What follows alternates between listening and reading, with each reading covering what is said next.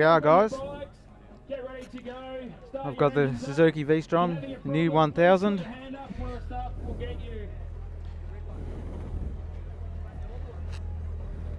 I haven't even sat on one before. Here we go. I'm going to take it for a test drive. See how we go. Yep. Okay guys, when you're out on the road, whoa. 40 km speed limit on the in and out. It's a bit taller than mine. When you're out there, there'll be guys in orange vests. Just watch sure they're telling you to Traction controls on. Feel light or the same weight? Probably, oh no, similar. Yeah. Had people that had the same, the later model early model, they say this is lighter than theirs. Oh, okay. It feels, yeah, it's might be a little bit light, I don't know. Alright, so the new V-Strom, first thing, it's got a power outlet down there that is going to come in handy to charge recording devices, navigation devices. The screen, V-Strom's have always had some complaints about the screens doing a bit of buffeting. The wind buffets your helmet. This is adjustable like that. Just a ratchet. It's got 3 stopping points. Whereas mine, you have to physically adjust it with tools. Oh, feels good. Woo! Oh, the sound of the exhaust, I love it.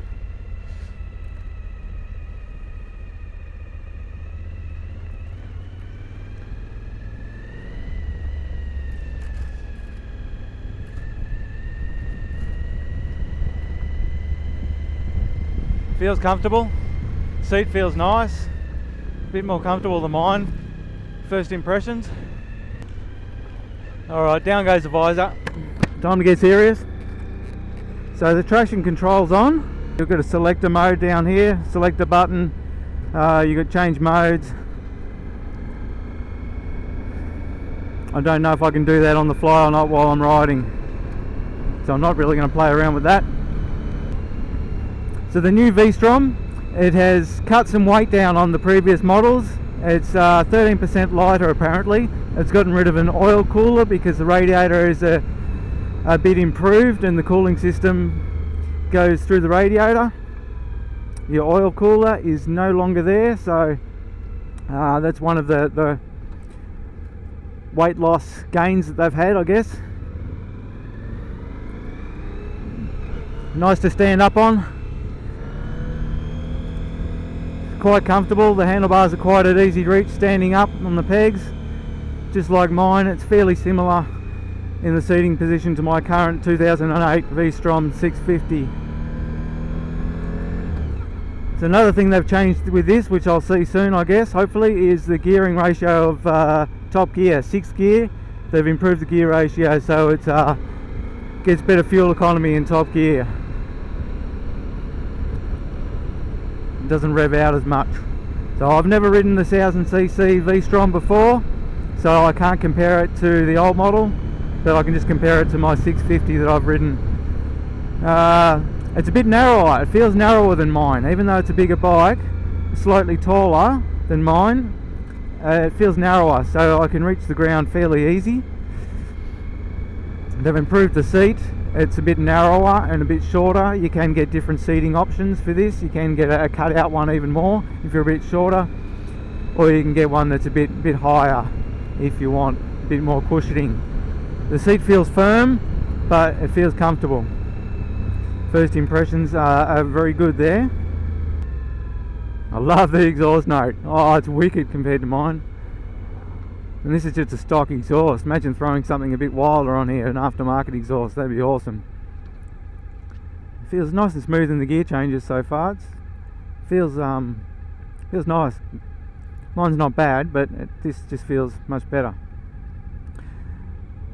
So your dash, everything's digital except for the tacho, which is analog. Clutch feels pretty light and easy. Okay, let's see. Oh yeah! Oh! Oh, that gets up and goes all right. Yeah, there's no shame in that. For an adventure touring bike, that's got plenty of get up and go. Woo! Oh, it brakes very good. The brakes are awesome. Just had a bit of a break then, just had to touch it and it just brakes like a demon. I like it. Once again, I'm only comparing it to my V-Strom and other bikes that I've ridden.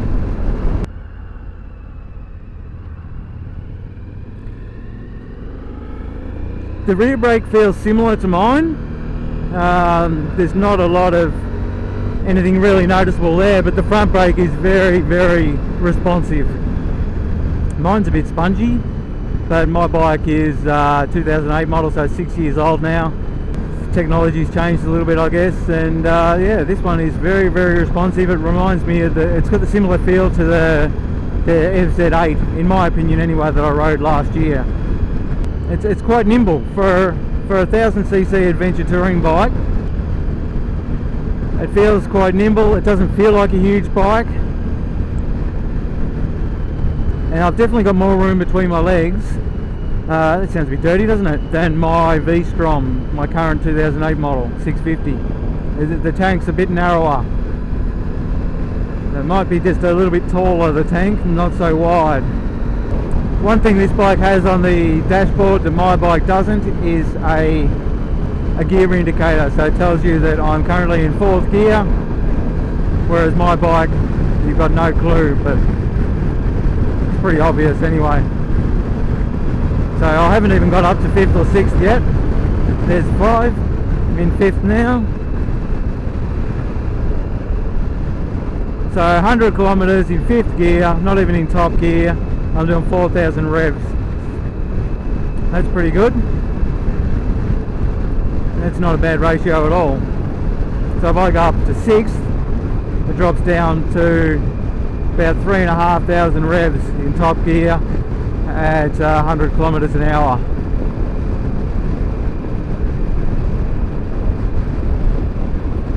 So it's apparently a lot more fuel efficient because of that.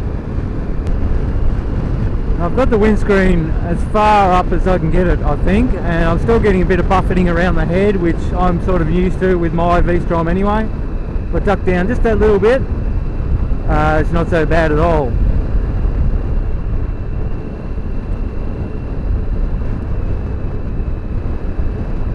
If I get a bit of a straight, I'll see if I can play around with the windscreen on the move. Here we go, I'll see if I can. So that's all the way down now, the windscreen. And to be honest, I'm not noticing a whole hell of a lot difference between it being all the way down. That's one notch back up. It is a tiny bit different. There's a little bit of difference between the settings, but not a whole lot. I've heard mixed reviews about this bike. The bad points I've heard is that some of the plastic components look a bit cheap and nasty. There's a whine from the engine, which I can hear, but I'm sort of used to that anyway. My bike does have that. It's a bit of a different whine than what this is, but I'm not finding it overly annoying. I've heard negatives with the engine, the gearbox, but mostly the reviews have been all positive with this bike that I've read. The main positive, I think, is that it just doesn't feel like a bigger bike than mine. You've got the extra power, bit of extra torque, I guess, but it's very similar in the way it feels and handles to my bike. The handlebars maybe feel a little bit shorter, I don't know, it could be my imagination, but they feel comfortable. My hands are in a fairly comfortable position. I have heard some negative comments on the handlebars, where they look cheap. I must admit they do look a little bit cheap, but they do the job, and it is what it is. It's not a show bike, it's not a sports bike, it's a touring bike, and as long as it's functional, who really gives a shit? Feels great in the corners. Seems to stick fairly well. I haven't had a look at the tyres on this to see what they are, but I imagine they're the stock standard dual sport type tyre. The throttle is very responsive. It's much more responsive than my 650. It gives a a little bit of a pause on my bike, but this one, as soon as you wrap it on, it just starts to go. You only have to just touch the throttle and it moves. So I like that. Similar when you back off, it backs off pretty much straight away. The engine braking comes in.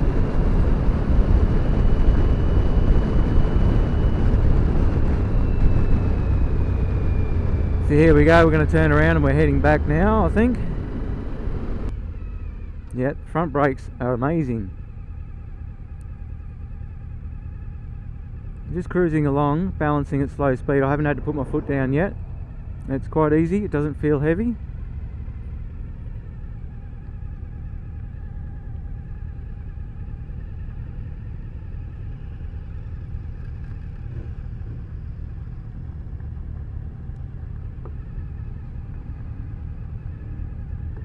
It's very manoeuvrable, I quite like it.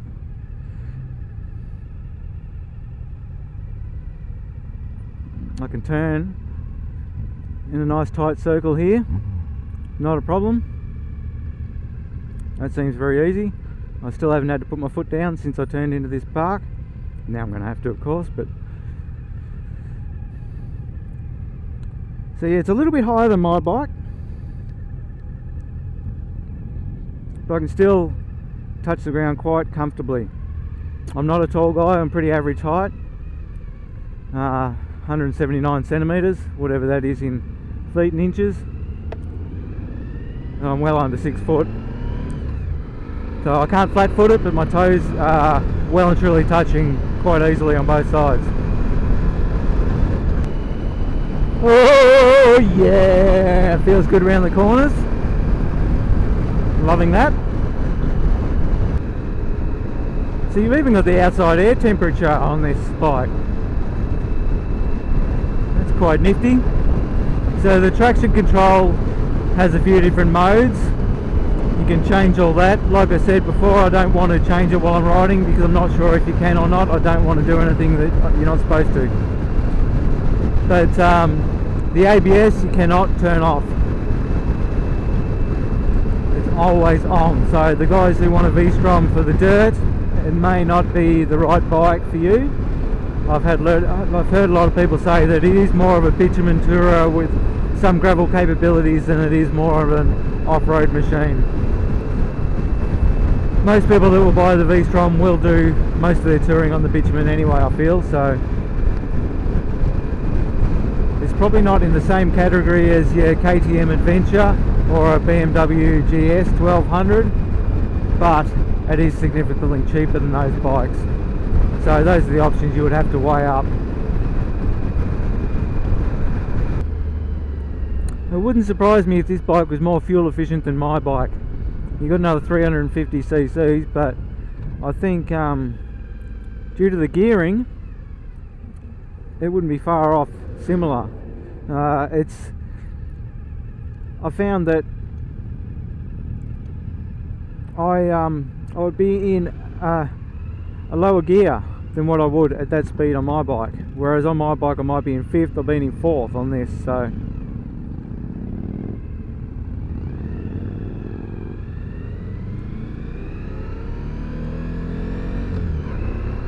alright, let's test the get up and go again, eh? Whoa!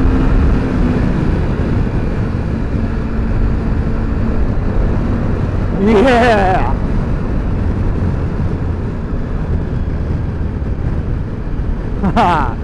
Oh, well done!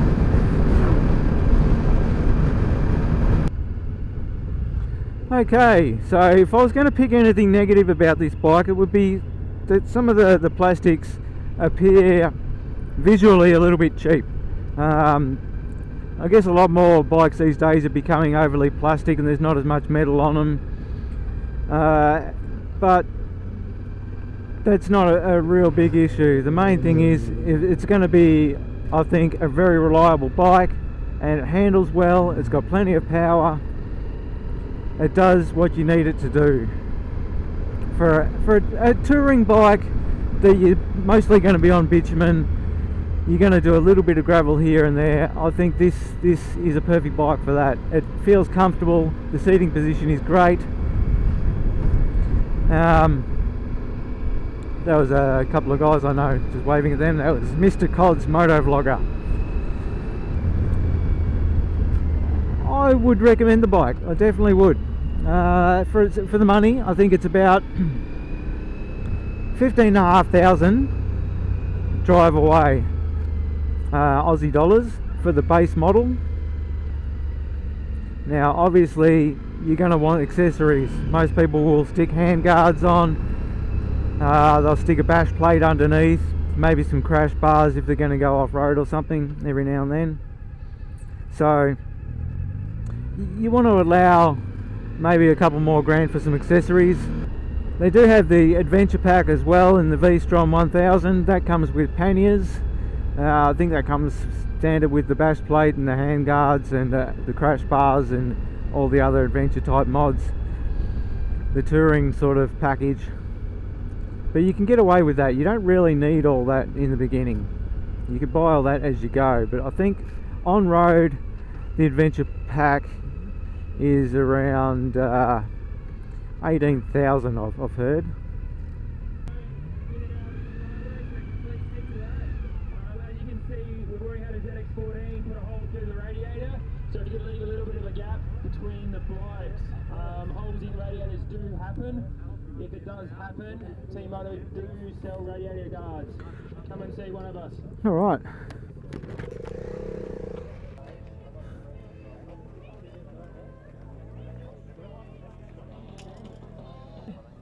If anyone else can't find their bike, please yell out. I like it. You got a nice solid luggage rack there on the back.